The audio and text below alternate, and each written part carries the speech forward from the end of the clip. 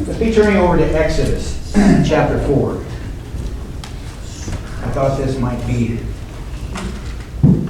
kind of appropriate because I generally pick something out that applies to me that I always need a lot of help on.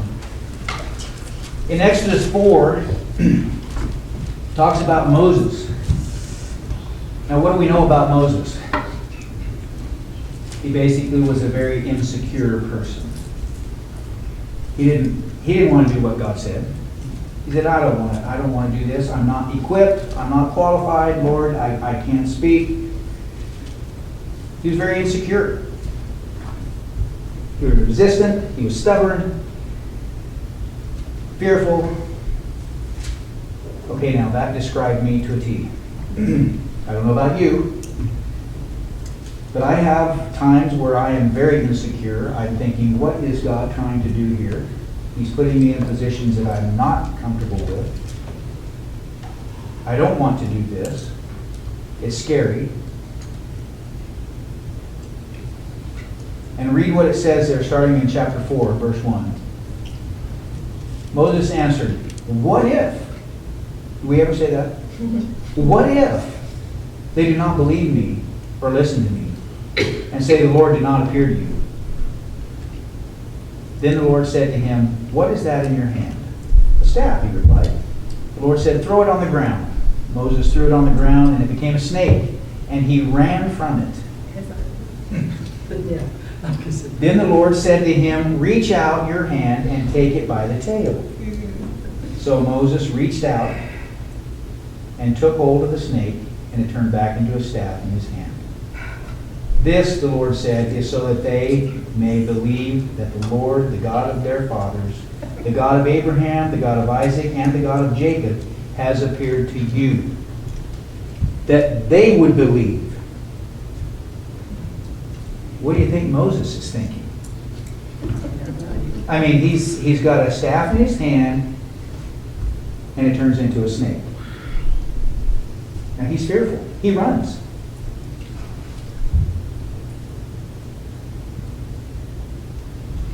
If we look in chapter 3, and in verse 20,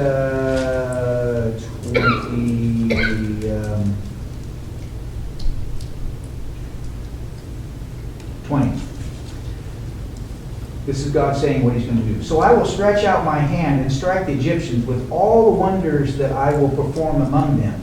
After that, he will let you go. Now, he just told Moses what he's going to do. Moses said, but what if? What if they don't believe me? What if they don't think that you're with me? God's already said what he's going to do. But Moses is still. He feels he's unqualified. And we all know the saying that God does not call the qualified, he qualifies the call. That's kind of hard to accept sometimes, though, because we think, I'm not able to do this. I don't know what the outcome is. But suppose this happens, God. I'm sure that Moses, as we all know, had his shortcomings that he knew about, which speech was one of them. But did that stop God from choosing him? We all have shortcomings. But that doesn't stop God from choosing us. It's kind of like what we were talking about tonight. We're all part of one body. We all have different things that we do. We're part of the vine. We're the branches. We all have something to do. And I think a lot of times we don't accept that. We don't accept the responsibility. It's kind of like what we were talking about tonight with the fruit. It doesn't give us an option of bearing fruit. It says you will bear fruit. If you're part of the vine, you're part of the branch. You'll bear fruit. We don't really have an option. Just as Moses didn't have an option, did he? God said, this is what I'm going to do. I'm going to send you into this this situation that you're going to feel uncomfortable. But it's all going to work out because he says, I will deliver you. Now, remember, he goes before Pharaoh and he presents all of these signs and wonders. You know, and Pharaoh says, okay, you can leave, and then goes back on his word. And he does this many times. Well, do you suppose Moses is getting a little concerned, like, well, this is not working, God?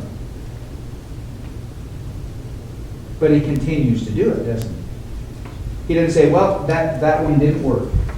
Turning the water into blood, that didn't work. You know, sending the pestilence, that didn't work. Sending frogs, it didn't work, God, so I'm done. He continued. He stuck it out to the end. And the final one was a pretty heavy blow. And Pharaoh finally said, okay, go. And they left. And then what happened? He decided, I think we need to go get these guys. And he chases them. Now what do you think was going through Moses' mind when he looks back and sees Pharaoh coming?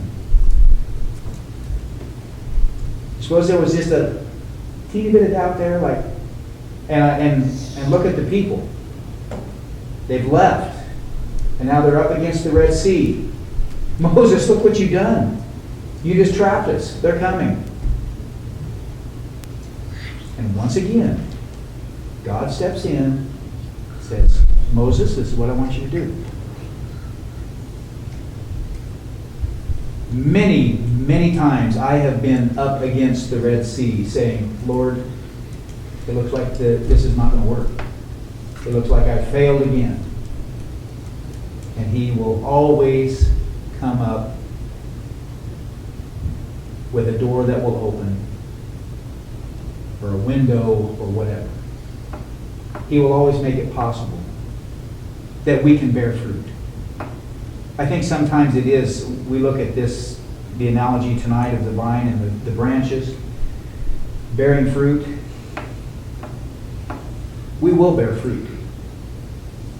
But as it says in there, he prunes us. We don't like pruning. We don't like that snipping off here and there and saying, no, this is for your good. It's just like the analogy that he says he puts the silver and the gold to the fire to purify it. We don't like fire.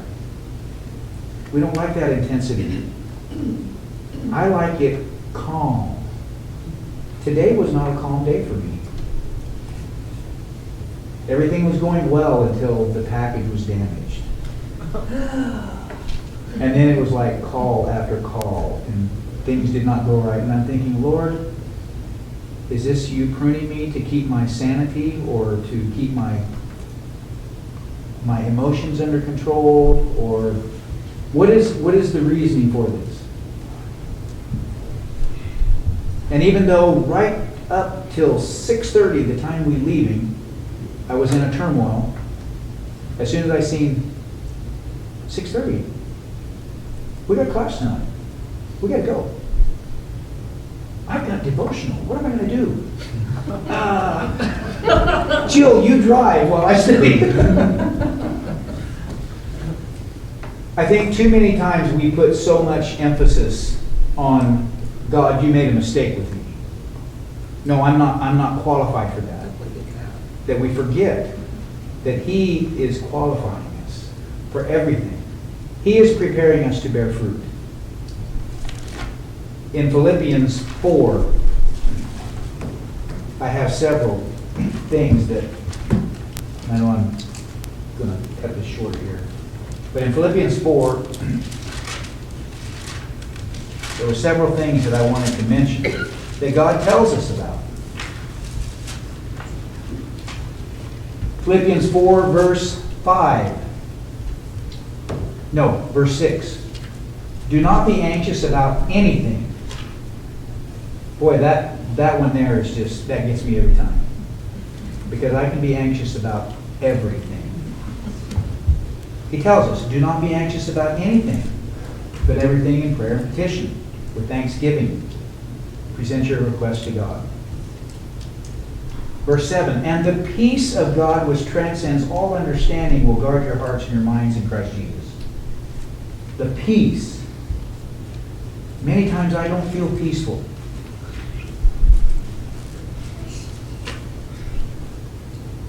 Go down into verse 11.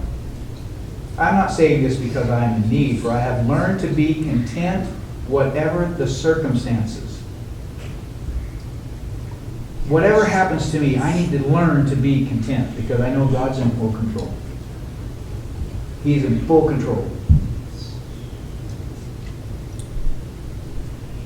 And then in verse 19, and my God will meet all your needs according to his glorious riches in Christ Jesus. He'll meet all my needs. Every one of them. Those are promises. If we remain, as we've said, if we remain faithful, if we are continuing to be part of that vine, if we continue to be part of the body, we all have a function. Every one of us. Whether it be teaching, preaching, leading songs, praying, being the shoulder for someone to cry on, being the smile that brightens your day. We all have, no matter what. We may feel like we're just a little toe, but we're important. And a lot of times, as Paul pointed out, those little things that we think are insignificant make the biggest effect. So, if we feel like Moses, like we're inadequate, we ain't going to be able to do this, I'm not going to be able to do this, we need to remember, he chose us. He chose us for a purpose. If there's anyone that has any need tonight, would like to come forward with that or make a decision to follow Christ in spiritual baptism, do so as we stand and sing 704.